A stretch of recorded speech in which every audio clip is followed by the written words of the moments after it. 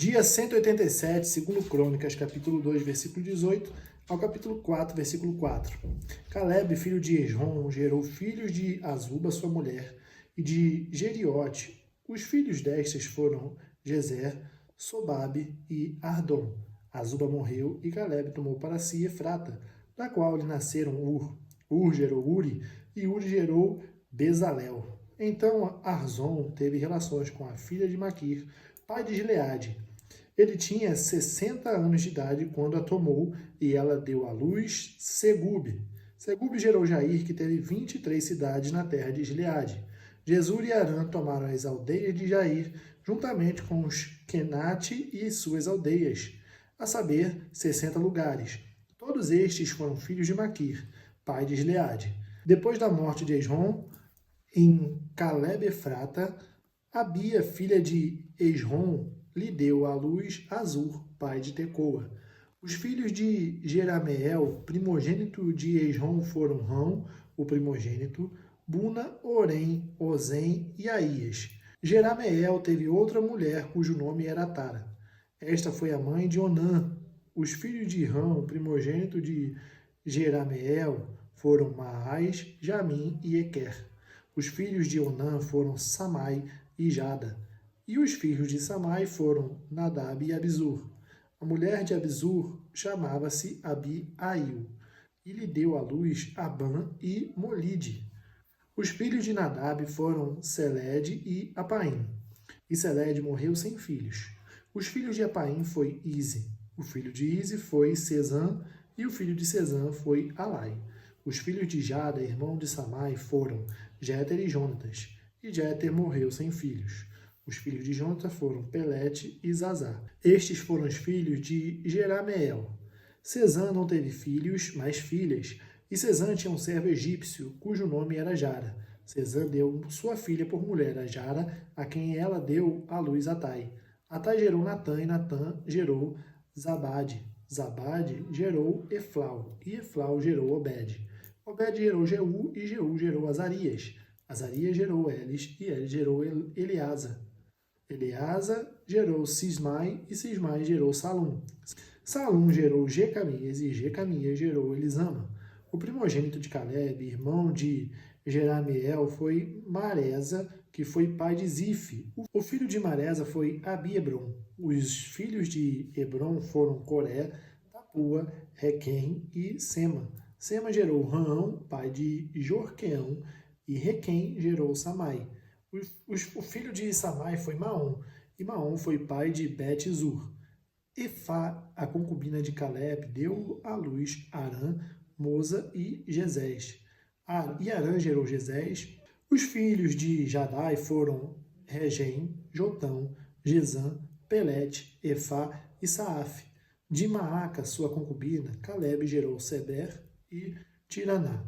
Maaca deu à luz também Saaf, pai de Madmana, e Seva, pai de Macbena e de Gibeá. E Axa foi filha de Caleb. Estes foram os filhos de Caleb. Os filhos de Ur, primogênito de Efrata, foram Sobal, Mitais e Eref, pai de Bet-Gader. Os filhos de Sobal, pai de Kiriate e Jearim, foram Aroé e Azi Amenuote. As famílias de Kiriate e Jearim foram os Itritas, os Puitas, os Sumateus e os Misraeus. Destes procederam os Zoratitas e os Estaoleus. Os filhos de Salma foram Belém e os Netofatitas, Atrote, Bet, Joabe e Amanate, Zoreu. As famílias dos escribas que habitavam em Jabes foram os Tiratitas, os Simeatitas e os Sucatitas. Estes são os queneus que vieram de Amate, pai da casa de Recabe. Estes foram os filhos de Davi, que lhe nasceram em Hebrom. O primogênito Amnon de Ainoã, a Jezreelita. O segundo Daniel de Abigail, a Carmelita. O terceiro Absalão, filho de Maaca, filho de Talmai, rei de Jesur. O quarto Adonias, filho de Agite. O quinto Cefatias de Abital. O sexto Itreão de Eglá, sua mulher. 6 filhos lhe nasceram em Hebrom, porque ali reinou 7 anos e 6 meses, e 33 anos ele reinou em Jerusalém. Estes lhe nasceram em Jerusalém: Simeia, Sobabe, Natã e Salomão. Estes 4 lhe nasceram de Batseba, filha de Amiel. Nasceram-lhe mais Ibar, Elisama, Elifelete, Nogá, Nefeg, Jafia, Elisama, Eliada e Elifelete. 9 ao todo. Todos estes foram filhos de Davi, além dos filhos das concubinas e Tamar, irmã deles.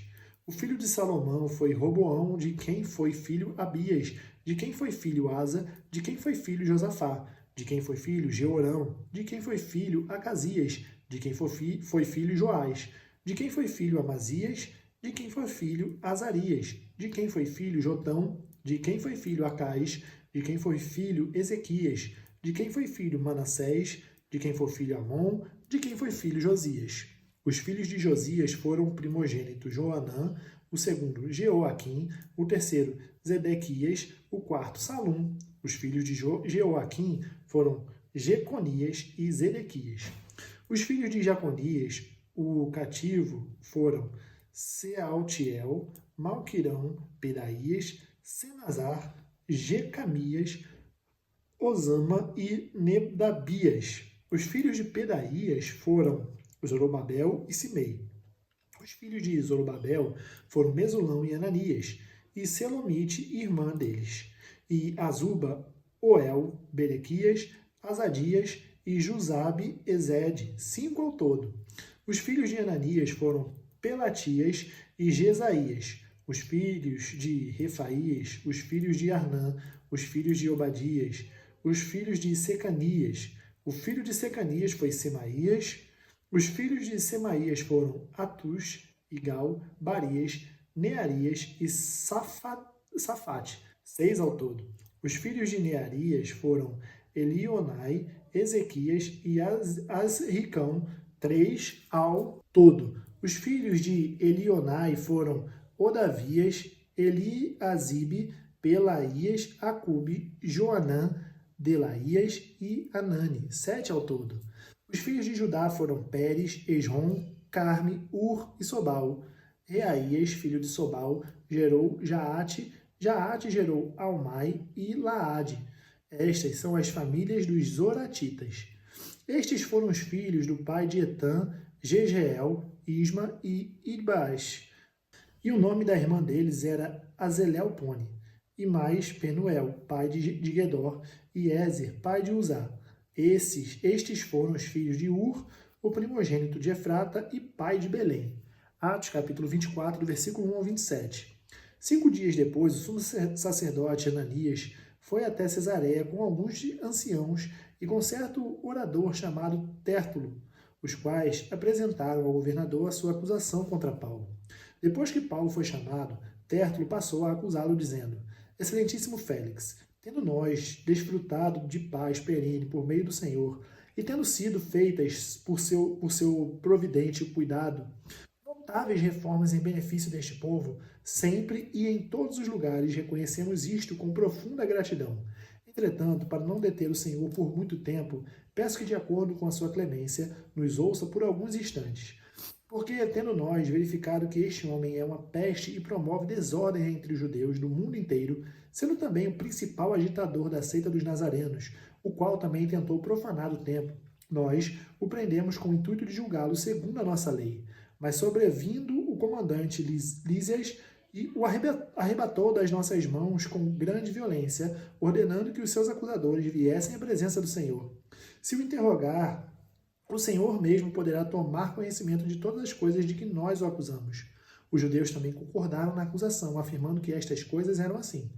Quando o governador fez sinal para que Paulo falasse, ele disse: Sabendo que há muitos anos o Senhor é juiz desta nação, sinto-me à vontade para me defender.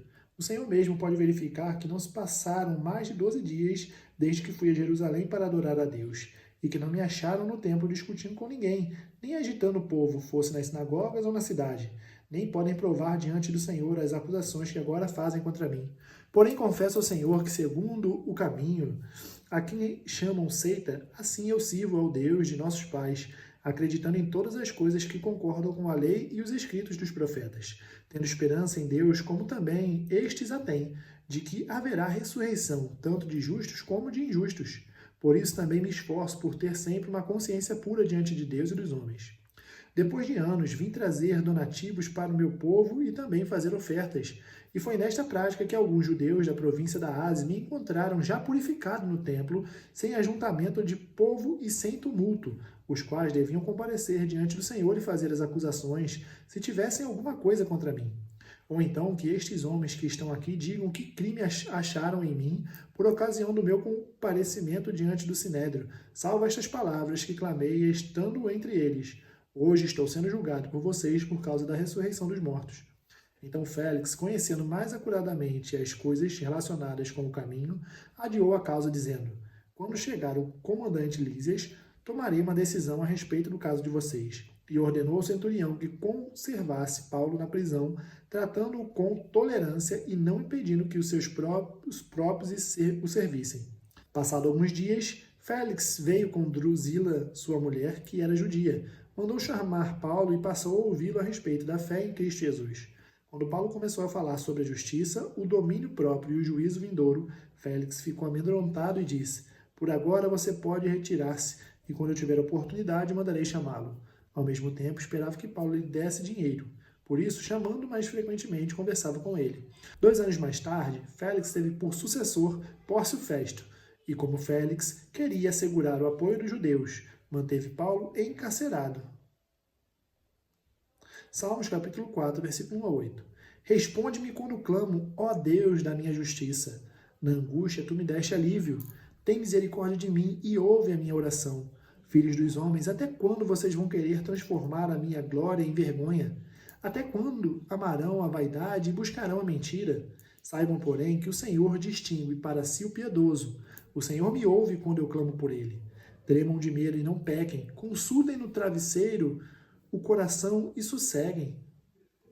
Ofereçam sacrifícios de justiça e confiem no Senhor. Há muitos que dizem: quem nos dará a conhecer o bem? Senhor, levanta sobre nós a luz do teu rosto. Mas alegria me puseste no coração do que a alegria deles, quando eles têm fartura de cereal e de vinho. Em paz me deito e logo pego no sono, porque só tu, Senhor, me fazes repousar seguro. Provérbios capítulo 18, do versículo 16 ao 18. Um presente que se dá abre portas e leva alguém à presença dos grandes. O primeiro que pleiteia sua causa parece justo, até que vem o outro e o examina. Um sorteio põe fim às rixas e decide questões entre os poderosos. Terminamos o dia 187, nós nos vemos amanhã no dia 188. Até mais.